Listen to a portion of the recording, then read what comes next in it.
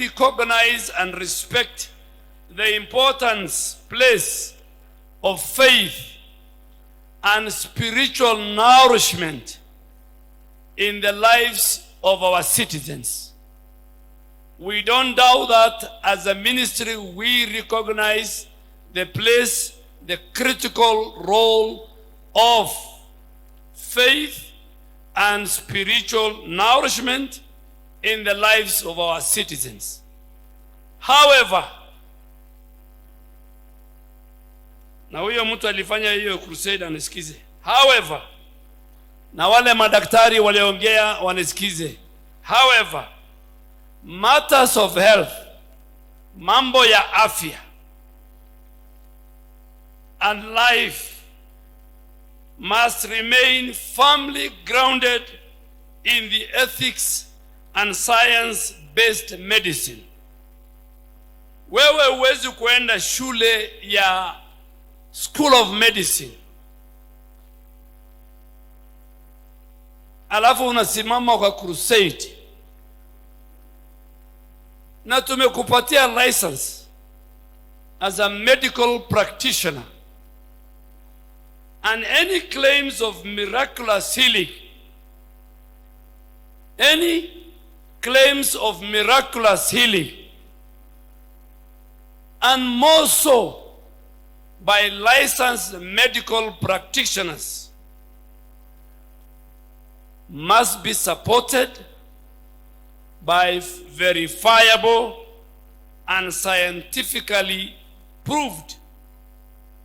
If you cannot do that, and you are a medical practitioner, and you go and speak in a crusade, and you talk about miraculous healing, we have directed the regulator, Kenya Medical Practitioners and Dentists Council, to do a thorough investigation on those medical practitioners. And we shall, if they cannot verify scientifically, we will be forced to cancel their license. And I am told 2 of them are... The story of the mightiest man of God or prophet of God, as he refers to himself. Who else are we talking about if not the man himself, the man with long beards, with bald head like mine? Who else if not Dr. Awuor? This is not the first time he's hitting headlines, not just in Kenya but around the world, but this time back in Kenya, in a way that it has caught the attention of the government. Most of the time, it's always catching the attention of the people and the citizens, and people who will ask questions about his allegiance or his legitimacy when it comes to preaching the gospel or being called or being the greatest. He uses many names to refer to himself, and one of the greatest names is the mightiest man of God. This time round, he has caught the attention of the government and some of the doctors. He is a doctor by himself, but he has caught the attention of some doctors and some of the government leaders. One of the government leader who has come out to try to ask questions and give a challenge is Aden Duale. Him not being a Christian, but a Muslim, will bring a lot of other questions that people will be asking. Why is he, like a Muslim, trying to say that this miracle did not happen, this one did not happen, this one cannot happen? You bring us a scientific evidence on all these other things. And the reason why he has caught the attention of each and every individual, some of the people in this country, because there are those who believe in him and they believe whatever he says is true, and so they follow it to the latter. But there are those who look unto whatever he says and what's happening and point fingers like that is not true, because I don't know if they believe in it, they believe in him, or they don't. Obviously, wherever there is a leader, wherever arises someone, there must be those people who will contradict whatever he says. Those people will point a finger in whatever you say. Those people who will challenge whatever you say because they don't believe in it. Or some, they believe in it, but they will challenge because it's not working as they would have thought it should work. Whatever laid down strategies and ways of working it out, does not ascribe to whatever they believe that you're doing, they will always ask questions.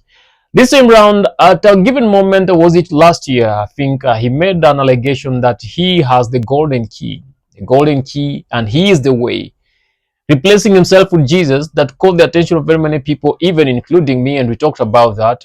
He's elevating himself much high, exalting himself much higher than Christ, calling himself that the way, and he has the golden key. He can shut you out of heaven or in heaven. Like through him you can get to heaven, or you might not get to heaven. He says he'll talk to the Father, and the Father will. He says he will curse people, give you an eternal curse, that things will never be well with you. All those things are the utterances that he has uttered in different occasions, in different meetings of different crusades. The issue of him performing healing miracles of the people specifically with HIV/AIDS is not a new issue in the repentance and holiness meetings or crusades, especially concerning the great man himself, Prophet Awuor.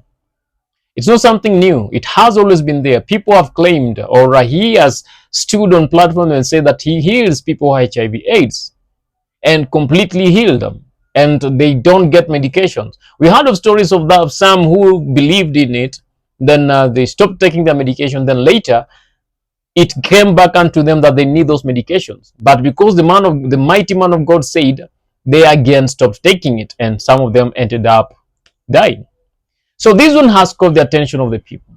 Doctors, different doctors in different sections have talked about it, and everyone is asking for everyone asking for evidence that this indeed happened, that indeed happened, it happened, and this is the evidence.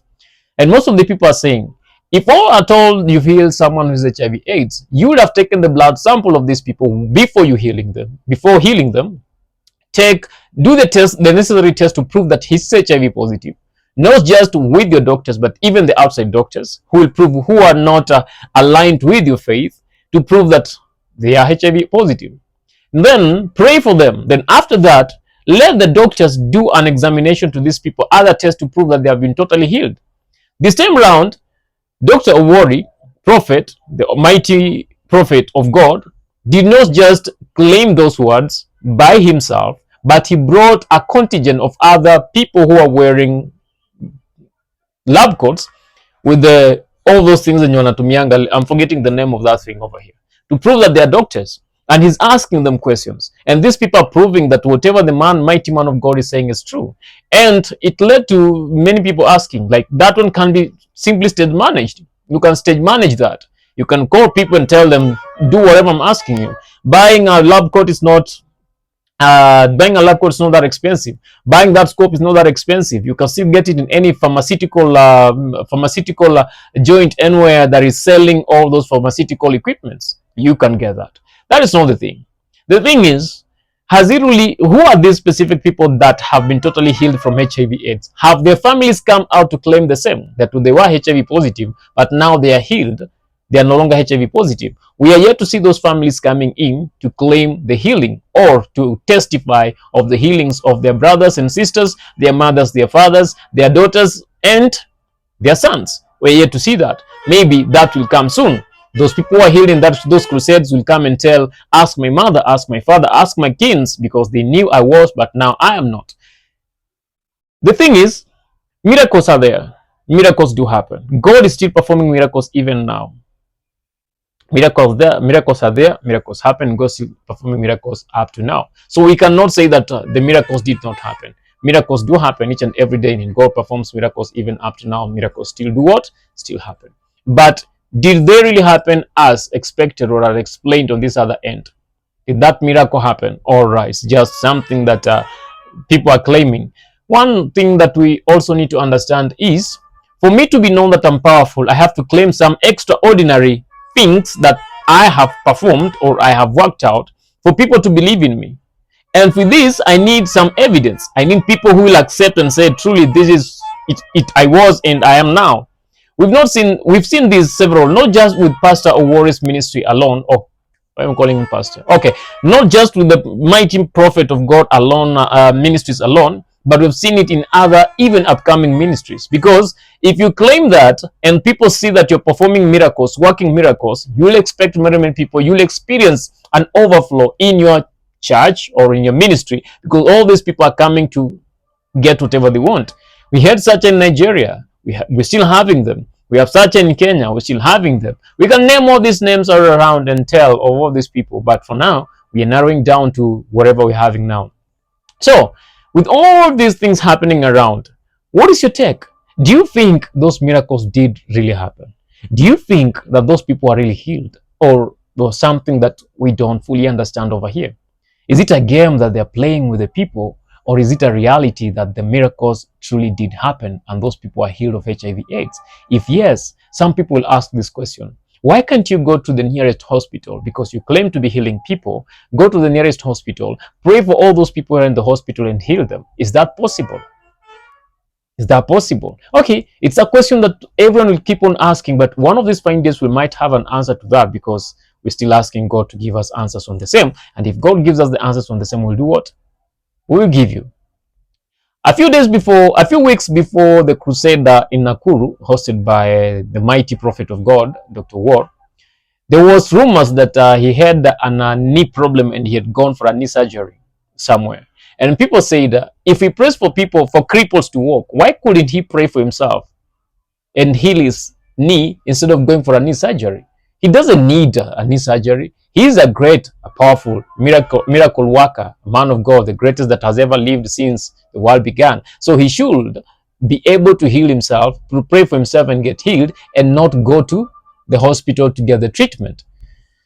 Okay, so is it wrong for men and women of God to go for healings? Okay, for treatment, hospital treatment, because they pray for people to get healed. Okay, that's a topic for another day. We'll look into that deeply and try to understand again what are some of the things happening around and what are some of the challenges and all that. But for now, we are still on Dr. Worry. So please do this with us. Believe me, and I would like to engage you. I'd like you to engage me in the comment section. Do this. Get yourself in the comment section.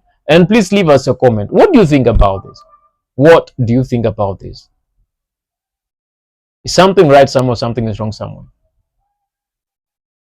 Engage us in the comment section. I know you heard what Ndwale said on this other end. But with Ndwale's argument, that's a different thing. There are miracles that will never have a scientific explanation. Yes, there are miracles that will never have a scientific explanation. No one can ever explain those miracles. They happened. Even the doctors themselves cannot explain it, so we cannot have a scientific explanation on that. So what I'm saying is, whether Dr. Worry did it or not, it's up to him and God. But for people with sane minds like you and me, there is things that we look into it for us to believe that was true. But as for now, engage us in the comment section and tell us what you think about this. Thank you. And please don't leave without subscribing, because that's the only way you keep us live. Yep, that's the only way you can support us. I love you. Until next time we meet in the next episode, my name is Alan. Love you.